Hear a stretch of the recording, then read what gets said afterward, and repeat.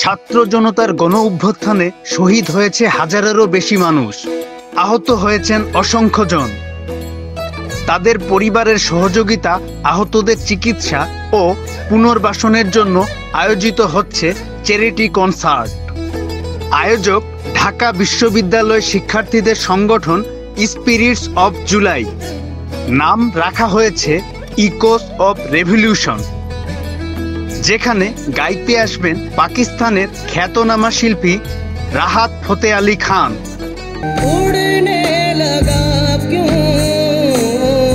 আগামী 21শে ডিসেম্বর ঢাকার আর্মি স্টেডিয়ামে এই কনসার্টটি অনুষ্ঠিত হবে।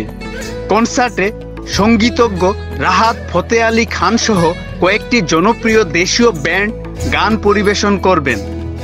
আয়োজকেরা জানান, বিনা পারিশ্রমিকে এটিতে গাইবেন রাহাত ফতে আলী খান।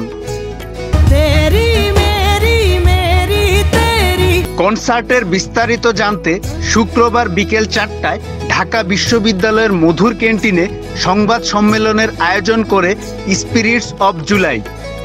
এতে লিখিত বক্তব্য প্রদান করেন স্পিরিটস অব জুলাই এর ঢাবির সদস্যরা। লিখিত বক্তব্যে বলা হয়, এই কনসার্ট থেকে আয়কৃত সম্পূর্ণ অর্থ আমরা আন্দোলনে আহত নিহতদের পরিবারকে সহায়তা করার মাধ্যমে তাদের পাশে থাকতে চাই।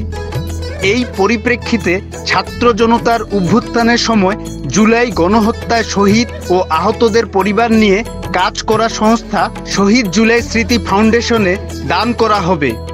গত 12ই নভেম্বর স্পিরিটস অব জুলাই প্ল্যাটফর্মের সঙ্গে জুলাই শহীদ স্মৃতি ফাউন্ডেশনের সঙ্গে এই বিষয়ে একটি সমঝোতা স্মারকে স্বাক্ষর করা হয়েছে বলেও লিখিত বক্তব্য উল্লেখ করা হয়। কনসার্টের মূল আকর্ষণ রাহাত ফতে আলী খান বিনা পারিশ্রমিকে গান পরিবেশন করবেন।